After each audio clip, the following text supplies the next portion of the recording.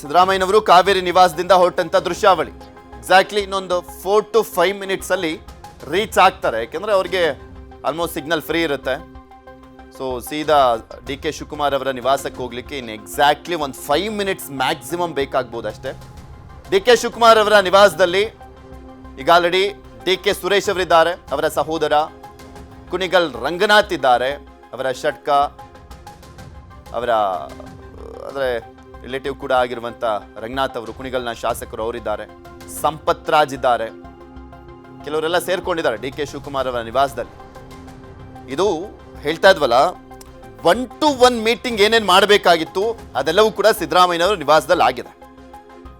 ಇದು ಅವತ್ತು ಸಿದ್ದರಾಮಯ್ಯನವರ ನಿವಾಸಕ್ಕೆ ಹೋದಂಥ ಸಂದರ್ಭದಲ್ಲೇ ಡಿ ಕೆ ಶಿವಕುಮಾರ್ ಅವರು ಕರೆದಿದ್ರು, ನಮ್ಮ ನಿವಾಸಕ್ಕೂ ಬನ್ನಿ ಸರ್, ನಮ್ಮ ನಿವಾಸದಲ್ಲೂ ಬ್ರೇಕ್ಫಾಸ್ಟ್ ಮಾಡೋಣ ಅಂತ ಹೇಳಿದಂಥ ಹಿನ್ನೆಲೆಯಲ್ಲಿ ಸಿದ್ದರಾಮಯ್ಯನವರು ಡಿ ಕೆ ಶಿವಕುಮಾರ್ ಅವರ ನಿವಾಸಕ್ಕೆ ಹೋಗ್ತಾ ಇದ್ದಾರೆ.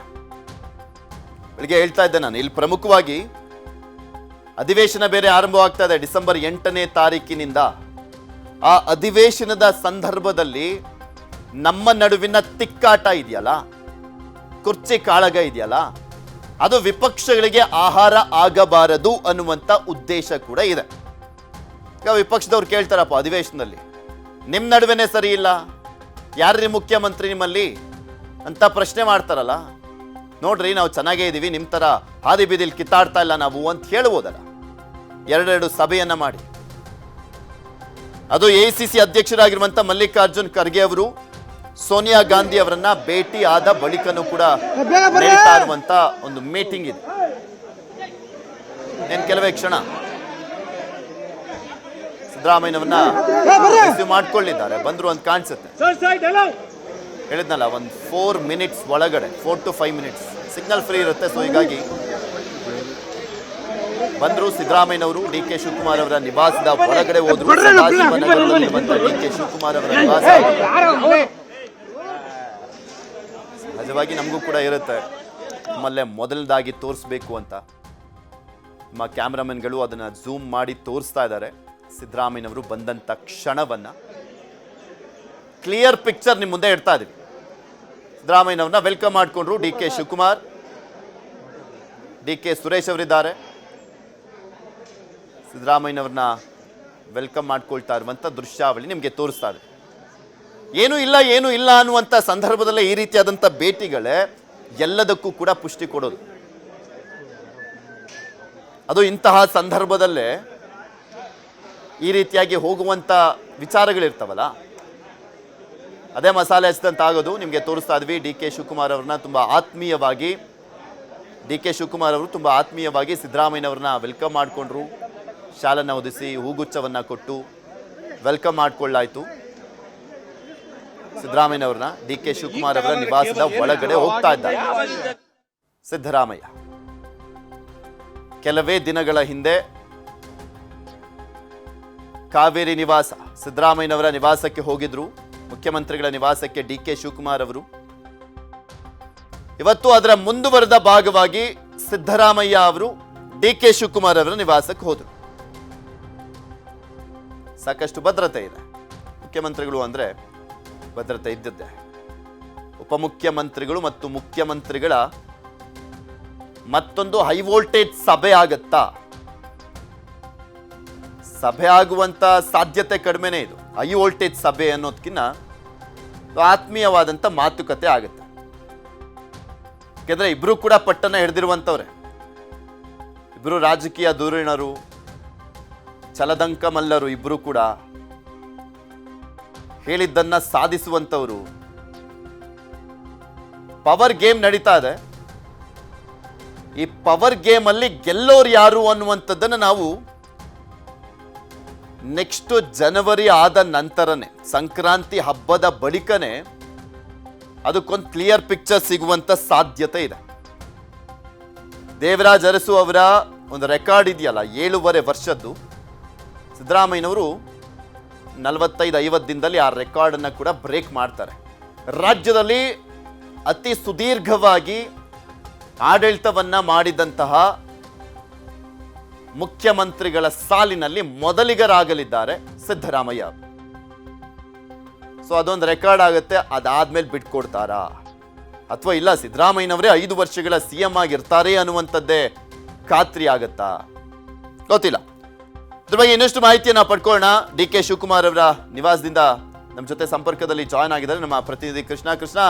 ಆತ್ಮೀಯವಾಗಿ ಬರಮಾಡ್ಕೊಳ್ಳಾಯ್ತು, ಯಾರೆಲ್ಲ ಇದ್ದಾರೆ ಡಿ ಕೆ ಶಿವಕುಮಾರ್ ಅವರ ನಿವಾಸದಲ್ಲಿ, ಏನಾಗ್ತದೆ ಈಗ? ಪೃಥ್ವಿರಾಜ್, ಈಗ ತಾನೇ ಮುಖ್ಯಮಂತ್ರಿ ಸಿದ್ದರಾಮಯ್ಯ ಅವರು ಡಿಸಿಎಂ ಡಿ ಕೆ ಶಿವಕುಮಾರ್ ಮನೆಗೆ ಆಗಮಿಸಿರುವಂತದ್ದು.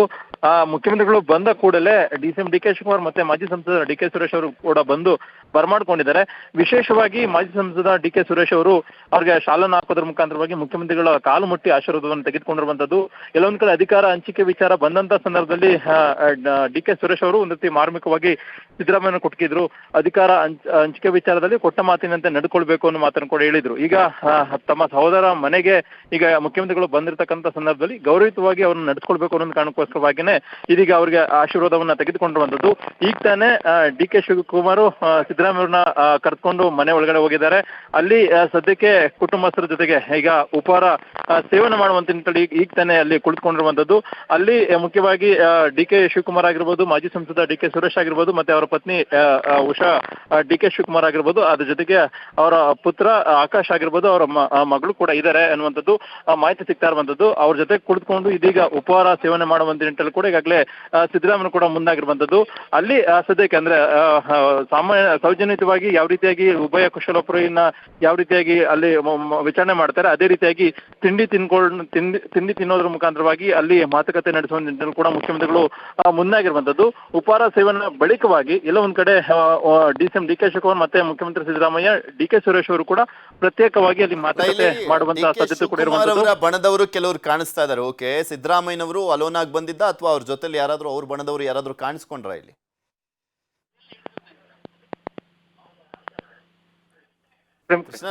ಕೃಷ್ಣ ಧ್ವನಿ ಕೇಳಿಸ್ತಾ ಇದೆಯಾ?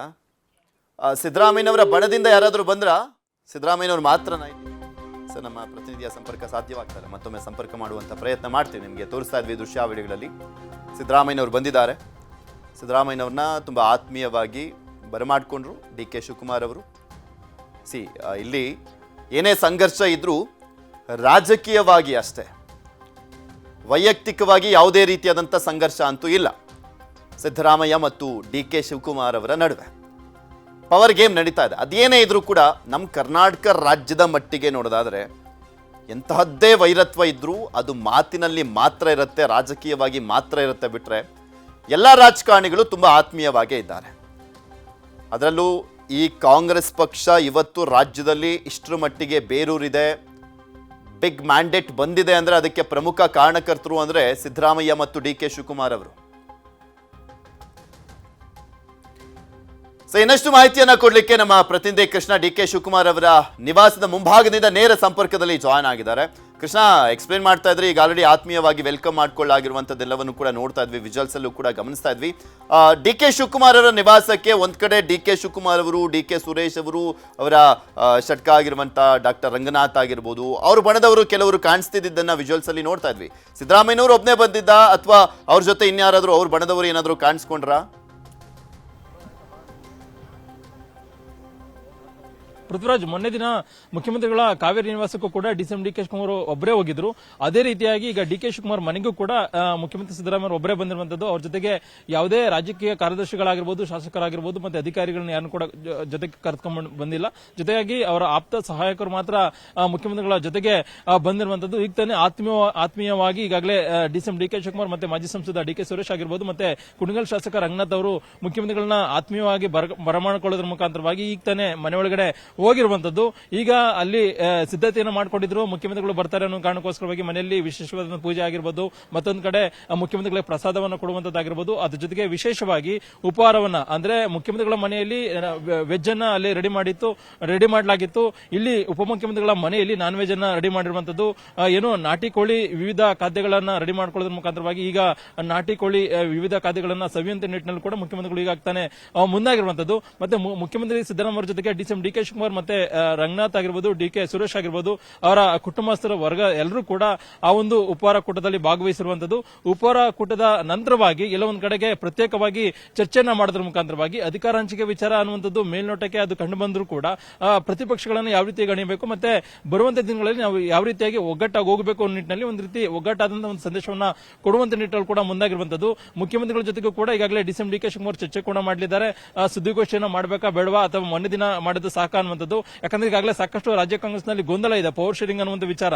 ಮತ್ತೆ ಡಿ.ಕೆ. ಶಿವಕುಮಾರ್ ಮುಖದಲ್ಲಿ ಎಷ್ಟು ನಗು ಇದೆ ಅಂತಂದ್ರೆ ಇಲ್ಲ ಒಂದ್ ಕಡೆ ತಮ್ಮ ಮನೆಗೆ ಮುಖ್ಯಮಂತ್ರಿ ಸಿದ್ದರಾಮಯ್ಯ ಕೂಡ ಬಂದಂತ ಸಂದರ್ಭದಲ್ಲಿ ಒಂದ್ ರೀತಿ ನನ್ನ ಮೇಲೆ ಇದೇ ರೀತಿಯಾಗಿ ಒಲವನ್ನ ಬರುವಂತ ದಿನಗಳಲ್ಲೂ ಕೂಡ ತೋರ್ಬೋದು ಅನ್ನೋ ಒಂದ್ ರೀತಿ ಸಂಪೂರ್ಣವಂತ ವಿಶ್ವಾಸದಲ್ಲಿ ಡಿ.ಕೆ. ಶಿವಕುಮಾರ್ ಇರುವಂತದ್ದು. ಹಾಗಾಗಿನೇ ಮೊನ್ನೆ ದಿನ ಅವ್ರ ಮನೆಗೆ ಹೋದಂತ ಸಂದರ್ಭದಲ್ಲಿ ಕೂಡ ನಗುನಗತ್ತಲೇ ಮಾತಾಡಿಕೊಂಡು ಊಟ ಮಾಡಿ ತಿಂಡಿ ಮಾಡಿ ಈಗ ಡಿ.ಕೆ. ಶಿವಕುಮಾರ್ ಬಂದಿದ್ದಾರೆ. ಇವಾಗ ಅವ್ರ ಮನೆಗೂ ಕೂಡ ಸಿದ್ದರಾಮಯ್ಯ ಕೂಡ ಬಂದಂತ ಸಂದರ್ಭದಲ್ಲಿ ಅದೇ ರೀತಿಯಾಗಿ ತಿಂಡಿಯನ್ನ ಸವಿದ ನಂತರವಾಗಿ ಇಲ್ಲ ಒಂದ್ ಕಡೆ ಉಭಯ ಕುಶಲೋಪರಿ ವಿಚಾರಿಸಿದ ಬಳಿಕವಾಗಿ ಒಬ್ರಿಗೊಬ್ರು ಮಾತಾಡಿಕೊಂಡು ಅಂತಿಮವಾಗಿ ಕುಟುಂಬಸ್ಥರ ಜೊತೆಗೆ ಸಮಾಲೋಚನೆಯನ್ನು ಮಾಡೋದ್ರ ಮುಖಾಂತರವಾಗಿ ಇಲ್ಲ ಒಂದ್ ಕಡೆ ತಾವು ಕುಟುಂಬಸ್ಥರು ತೋರಿಸುವಂತ ಒಂದು ಪ್ರೀತಿಗೆ ಅಂತಿಮವಾಗಿ ಮುಖ್ಯಮಂತ್ರಿಗಳು ಒಪ್ಪಿಕೊಂಡು ಮನಸೋತು ಅಂತಿಮವಾಗಿ ಅಧಿಕಾರ ಹಸ್ತಾಂತರ ಮಾಡುವಂತ ನಿಟ್ಟಿನಲ್ಲಿ ಸಿದ್ದರಾಮಯ್ಯ ಮನಸ್ಸನ್ನ ಮಾಡಬಹುದು ಅನ್ನೋ ಒಂದು ನಿರೀಕ್ಷೆಯಲ್ಲಿ ಡಿ.ಕೆ. ಶಿವಕುಮಾರ್ ಇದ್ದಾರೆ. ಹಾಗಾಗಿನೇ ಆ ಒಂದು ನಗು ಇವತ್ತು ಮುಖ್ಯಮಂತ್ರಿಗಳು ಸಿದ್ದರಾಮಯ್ಯ ಕೂಡ ಬಂದಂತ ಸಂದರ್ಭದಲ್ಲಿ ಉಪಮುಖ್ಯಮಂತ್ರಿಗಳ ಡಿ.ಕೆ. ಶಿವಕುಮಾರ್ ಅವರ ಮುಖದಲ್ಲಿ ಕಾಣಿಸ್ತಾ ಇತ್ತು.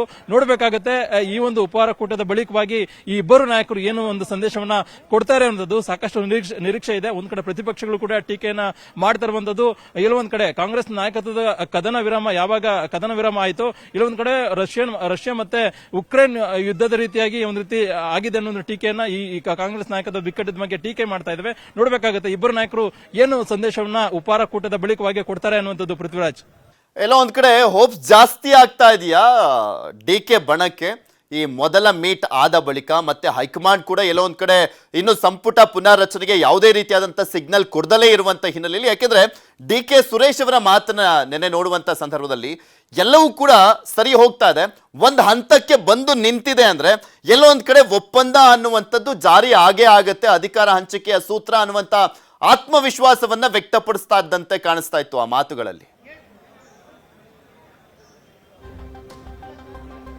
ಖಂಡಿತವಾಗ್ಲೂ ಪೃಥ್ವಿರಾಜ್, ನೀವು ಹೇಳಿರುವಂತದ್ದು ಸತ್ಯ. ಯಾಕಂದ್ರೆ ಡಿ.ಕೆ. ಸುರೇಶ್ ಅವರು ಕೂಡ ಅದೇ ರೀತಿಯಿಂದ ಮನಸ್ಥಿತಿಯಲ್ಲಿರುವಂತದ್ದು. ಅಂದ್ರೆ ಎಲ್ಲವೂ ಕೂಡ ಸರಿಯಾಗ್ತಾ ಇದೆ, ಮತ್ತೆ ಯಾಕಿನ್ ಮಾತಾಡುವಂತದ್ದು ಅನ್ನುವಂಥದ್ದು. ಇವತ್ತು ಕೂಡ ನಾವು ಬೆಳಗ್ಗೆ ಡಿ.ಕೆ. ಸುರೇಶ್ ಅವರು ಡಿ.ಕೆ. ಶಿವಕುಮಾರ್ ಮನೆಗೆ ಬಂದಂತ ಸಂದರ್ಭದಲ್ಲಿ ಮಾತಾಡಿಸುವಂತ ನಿಟ್ಟಿನಲ್ಲಿ ಕೂಡ ಮುಂದಾದ್ವು. ಸಹಜವಾಗಿಯೇ ಯಾವುದೇ ಸಂದರ್ಭದಲ್ಲೂ ಕೂಡ ಅವರು ಪ್ರಶ್ನೆ ಮಾಡಿದ ಸಂದರ್ಭದಲ್ಲಿ ಅವರು ಮಾತಾಡುವಂತವ್ರು. ಆದ್ರೆ ಇವತ್ತು ಎಲ್ಲ ಒಂದ್ ಕಡೆ ಮೌನಕ್ಕೆ ಶರಣಾಗಿದ್ದಾರೆ. ಯಾಕಂದ್ರೆ ಏನ್ ಮಾತಾಡಿದ್ರು ಕೂಡ ಅದು ಬೇರೆ ರೀತಿಯಾಗಿ ಆಗುತ್ತೆ ಅನ್ನೋ ಕಾರಣಕ್ಕೋಸ್ಕರವಾಗಿ ಡಿ.ಕೆ. ಸುರೇಶ್ ಅವರು ಕೂಡ ಸೈಲೆಂಟ್ ಆಗಿ ಈಗ ಮನಸ್ಸಿಗೆ ಬಂದಿರುವಂತದ್ದು. ಬರುವಂತ ದಿನಗಳಲ್ಲಿ ಎಲ್ಲ ಒಂದ್ ಕಡೆ ಅಧಿಕಾರ ಹಂಚಿಕೆ ವಿಚಾರದಲ್ಲೂ ಕೂಡ ಮುಖ್ಯಮಂತ್ರಿ ಸಿದ್ದರಾಮಯ್ಯ ಕೂಡ ಕೊಟ್ಟ ಮಾತಿನಂತೆ ನಡೆದುಕೊಳ್ತಾರೆ ಅನ್ನೋ ಒಂದು ವಿಶ್ವಾಸದಲ್ಲಿ ಡಿ.ಕೆ. ಸುರೇಶ್ ಅವರು ಇದ್ದಾರೆ. ಅದ್ರ ಜೊತೆಗೆ ಡಿ.ಕೆ. ಶಿವಕುಮಾರ್ ಆಪ್ತ ಬಣದ ಶಾಸಕರಿಗೂ ಕೂಡ ಎಲ್ಲೊಂದ್ ಕಡೆ ನಿರೀಕ್ಷೆ ಕೂಡ ಹೆಚ್ಚಾಗಿರುವಂತದ್ದು. ಯಾಕಂದ್ರೆ ಈ ಹಿಂದೆ ಮುಖ್ಯಮಂತ್ರಿ ಸಿದ್ದರಾಮಯ್ಯ ಅಧಿಕಾರ ಹಂಚಿಕೆ ವಿಚಾರದಲ್ಲಿ ಎಲ್ಲೂ ಕೂಡ ಮಾತಾಡ್ತಾ ಇರಲಿಲ್ಲ. ಎಲ್ಲೊಂದ್ ಕಡೆ ಅಧಿಕಾರದಲ್ಲಿ ಮುಂದುವರಿಯುವಂತ ನಿಟ್ಟಿನಲ್ಲಿ ಅವರ ಆಪ್ತ ಶಾಸಕರು ಸಚಿವರು ಕೂಡ ಮಾತಾಡ್ತಾ ಇದ್ರು. ಆದ್ರೆ ಅಧಿಕಾರದಲ್ಲಿ ಮುಂದುವರಿತಾರೆ ಅನ್ನೋ ಒಂದು ಆತಂಕದಲ್ಲೇನೆ ಡಿ.ಕೆ. ಶಿವಕುಮಾರ್ ಆಪ್ತ ಬಣದ ಶಾಸಕರು ಎಲ್ಲರೂ ಕೂಡ ದೆಹಲಿಗೆ ಹೋಗಿ ಅಲ್ಲಿ ಒಂದು ಪೆರೇಡ್ ಅನ್ನ ಮಾಡಿ ಹೈಕಮಾಂಡ್ ನಾಯಕರಿಗೆ ಒತ್ತಡ ಹಾಕುವಂತ ನಿಟ್ಟಿನಲ್ಲೂ ಕೂಡ ಮುಂದಾದ್ರು. ಯಾವಾಗ ಈಗ ಡಿ.ಕೆ. ಶಿವಕುಮಾರ್ ಮತ್ತೆ ಮುಖ್ಯಮಂತ್ರಿ ಸಿದ್ದರಾಮಯ್ಯ ಒಬ್ರಿಗೊಬ್ರು ಅವ್ರ ಮನೆಗೆ ಇವ್ರು ಹೋಗೋದು, ಇವ್ರ ಮನೆಗೆ ಅವ್ರು ಬರೋದು, ಮತ್ತೆ ಒಬ್ರಿಗೊಬ್ರು ಮಾತಾಡುವಂತದ್ದು, ಮತ್ತೆ ಒಟ್ಟಾಗಿ ಕೈ ಮೇಲೆ ಕೆತ್ತುವಂತದ್ದು, ಮತ್ತೆ ನಾವಿಬ್ರು ಕೂಡ ಒಟ್ಟಾಗಿದ್ದೀವಿ. ಏನೇ ಭಿನ್ನಾಭಿಪ್ರಾಯ ಇದ್ರು ಕೂಡ ಪವರ್ ಶೇರಿಂಗ್ ವಿಚಾರ ಅಂತಿಮ ಏನೇ ಇದ್ರು ಕೂಡ ಹೈಕಮಾಂಡ್ ನಾಯಕರ ಆದೇಶದಂತೆ ನಾವು ಪಾಲನೆಯನ್ನ ಮಾಡ್ತೀವಿ, ನಡೆದುಕೊಳ್ತೀವಿ ಅನ್ನೋ ಒಂದು ಸಂದೇಶವನ್ನು ಯಾವಾಗ ಕೊಡ್ತಾ ಇದ್ದಾರೋ ಇಲ್ಲ ಒಂದ್ ಕಡೆ ಆಪ್ತ ಬಣದ ಶಾಸಕರು ಕೂಡ ಒಂದ್ ರೀತಿ ನಿರೀಕ್ಷೆ ಹೆಚ್ಚಾಗಿರುವಂತದ್ದು. ಇವತ್ತು ಡಿ.ಕೆ. ಶಿವಕುಮಾರ್ ಮನೆಗೆ ಸಾಮಾನ್ಯವಾಗಿ ಮುಖ್ಯಮಂತ್ರಿ ಸಿದ್ದರಾಮಯ್ಯ ಬಂದ ಸಂದರ್ಭದಲ್ಲಿ ಹೆಚ್ಚಿನ ಸಂಖ್ಯೆಯಲ್ಲಿ ಅವರ ಆಪ್ತ ಬಣದ ಶಾಸಕರು ಕೂಡ ಬರ್ತಾ ಇದ್ರು. ಸಾಕಷ್ಟು ಸಂಖ್ಯೆಯಲ್ಲಿ ಸಾಕಷ್ಟು ಸಂದರ್ಭದಲ್ಲಿ ಕೂಡ ನಾವು ನೋಡಿದೀವಿ. ಆದ್ರೆ ಇವತ್ತು ಉಪಹಾರ ಕೂಟದ ಸಂದರ್ಭದಲ್ಲಿ ಕೇವಲವಾಗಿ ಅವರ ಷಡಕಾಗಿರತಕ್ಕಂಥ ರಂಗನಾಥ್ ಅವರ ಹೊರತುಪಡಿಸಿ ಬೇರೆ ಯಾವುದೇ ಒಂದು ಆಪ್ತ ಬಣದ ಶಾಸಕರು ಅಂದ್ರೆ ಬಾಲಕೃಷ್ಣ ಆಗಿರ್ಬೋದು, ಇಕ್ಬಾಲ್ ಹುಸೇನ್ ಆಗಿರ್ಬೋದು, ಯಾವ ಶಾಸಕರು ಕೂಡ ಕಂಡು ಬಂದಿಲ್ಲ. ಬದಲಾಗಿ ರಂಗನಾಥ್ ಅವರು ಮಾತ್ರ ಅವರ ಕುಟುಂಬ ವರ್ಗದವರನ್ನು ಕಾರಣಕ್ಕೋಸ್ಕರವಾಗಿ ಅಲ್ಲಿ ಭಾಗಿಯಾಗಿದ್ದಾರೆ ವಿನಃ ಯಾರು ಕೂಡ ಬಂದಿಲ್ಲ. ಇನ್ನು ಹೇಳ್ದಂಗೆ ಎಲ್ಲ ಒಂದ್ ಕಡೆ ಇಬ್ಬರ ಭೇಟಿ ಅಂದ್ರೆ ಒಬ್ರಿಗೊಬ್ರು ಮಾತಾಡ್ತಾ ಇರುವಂತದ್ದು, ಉಪಹಾರ ಕೂಟದಲ್ಲಿ ಭಾಗವಹಿಸುವಂತದ್ದು, ಒಬ್ರಿಗೊಬ್ರು ಚೆನ್ನಾಗಿರುವಂತದ್ದು. ಮತ್ತೆ ಬರುವಂತ ದಿನಗಳಲ್ಲೂ ಕೂಡ ಮುಖ್ಯಮಂತ್ರಿ ಸಿದ್ದರಾಮಯ್ಯ ಇದೇ ರೀತಿಯಾಗಿ ಡಿ.ಕೆ. ಶಿವಕುಮಾರ್ ಜೊತೆಗೆ ಚೆನ್ನಾಗಿ ಇದ್ಕೊಂಡು ಬರುವಂತ ದಿನಗಳಲ್ಲಿ ಅಧಿಕಾರ ಹಂಚಿಕೆಯನ್ನ ಮಾಡಬಹುದು ಅನ್ನೊಂದು, ಅಧಿಕಾರ ಹಸ್ತಾಂತರವನ್ನ ಮಾಡಬಹುದು ಅನ್ನೊಂದು ನಿರೀಕ್ಷೆಯಲ್ಲಿ ಆಪ್ತಮನದ ಶಾಸಕರಿದ್ದಾರೆ. ಹಾಗಾಗಿನೇ ಎಲ್ಲೊಂದ್ ಕಡೆ ನಿರೀಕ್ಷೆ ಹೆಚ್ಚಾಗಿರತಕ್ಕಂಥ ಸಂದರ್ಭದಲ್ಲಿ ಇಬ್ಬರು ನಾಯಕರ ಭೇಟಿ ಬಗ್ಗೆ ಅವರು ಕೂಡ ಕುತೂಹಲದಿಂದ ಕಾಯ್ತಾ ಇದ್ದಾರೆ. ಏನು ಒಂದು ಸಂದೇಶವನ್ನು ಕೊಡಬಹುದು, ಮತ್ತೆ ಇದೇ ರೀತಿಯಾಗಿ ಮುಂದುವರಿತಾರ, ಮತ್ತೆ ಮುಂದುವರೆದ ಸಂದರ್ಭದಲ್ಲಿ ಹೈಕಮಾಂಡ್ ನಾಯಕರು ಕೊಟ್ಟಂತ ಸಂದರ್ಭದಲ್ಲಿ, ಸೂಚನೆ ಕೊಟ್ಟಂತ ಸಂದರ್ಭದಲ್ಲಿ ಸಿದ್ದರಾಮಯ್ಯ ಕೂಡ ಪಾಲನೆಯನ್ನ ಮಾಡ್ತಾರ.